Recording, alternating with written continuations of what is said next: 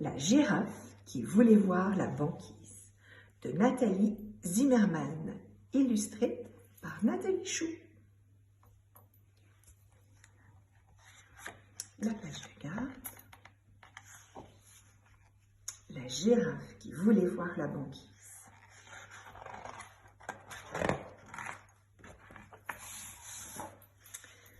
Dans la chambre de Sébastien, allongée sur le lit, Girouette la girafe rêve de voir la banquise.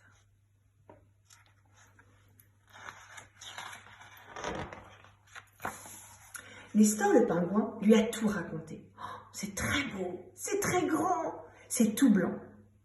Oscar l'ours blanc en parle tout le temps. Il y a des tas de poissons, et puis des inuits, des chiens aux yeux bleus qui tirent des traîneaux.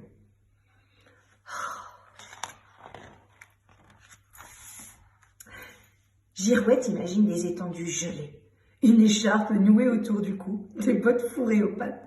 Elle court en rêve dans la neige et le vent. Girouette la girafe voudrait dormir dans un igloo.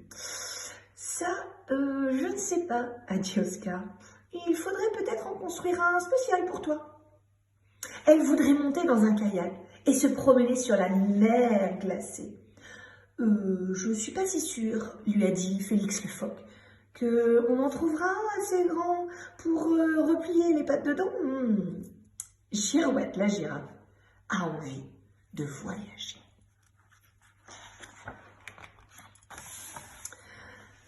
Elle en a plus qu'assez de cette chambre, de ces draps, de cet oreiller. Ça y est, c'est décidé. Girouette ne peut plus résister à l'appel de l'aventure. Comme c'est l'hiver, il risque de faire nuit là-bas. Alors, elle coince le petit porte-clés lumineux de Sébastien sous sa patte. « Tu as pensé à Sébastien ?» lui dit Lapin le câlin. Lapin câlin. Girouette regarde l'enfant encore endormi. « Je ne partirai pas pour longtemps. Prenez bien soin de lui. Je lui raconterai tout en rentrant. » Le pôle Nord est bien plus près qu'on ne le croit. Elle sait comment y aller. Oscar, l'ours blanc, et Nestor, le pingouin, le lui ont expliqué. Un périlleux voyage commence alors. Girouette se laisse tomber dans le panier qui emporte le linge dans la cuisine. Il ne faut pas se tromper de machine. Girouette s'accroche au fond du panier pour ne pas être précipitée au fond d'un océan déchaîné. L'entrée de la banquise se trouve dans le gros coffre blanc, juste à côté.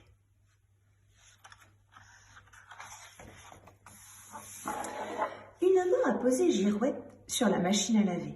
Il suffit d'attendre. Après une éternité, la main finit par ouvrir en grand le couvercle du coffre blanc. Elle en sort un sac tout congelé.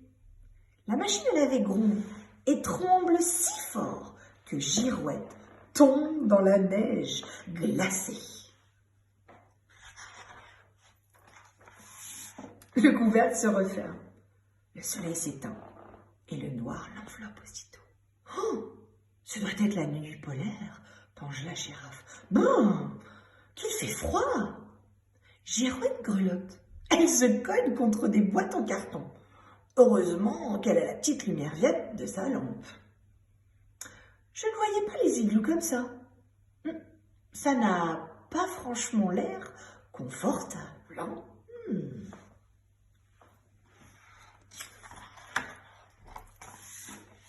Bonjour, lance-t-elle en apercevant un esquimau souriant.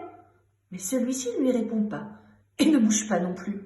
Son igloo de carton est rempli de drôles de sucettes glacées. Ce doit être le froid qui les fige, se dit Girouette, qui se couvre peu à peu de givre.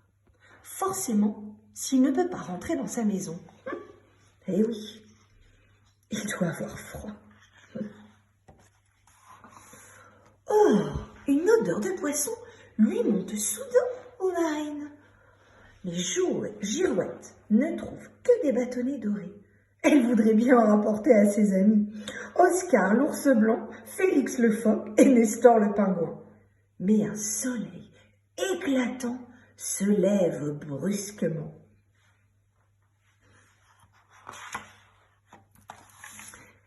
Girouette est emportée dans les airs et se retrouve bientôt roulée dans une serviette dans la chambre de Sébastien. « Alors » s'écrient d'une seule voix Oscar, Félix et Nestor. « Alors, c'était bien trop froid » dit la girafe en claquant des dents. « Oh, et puis c'était tout noir. On n'arrête pas de se cogner. » Girouette se sent bien mieux parmi tous ses amis. Mais Girouette est rêveuse. Dans les livres étalés de Sébastien, elle cherche où elle pourrait bien aller. Et ça y est, elle a trouvé. Girouette, la girafe, rêve de voir le désert.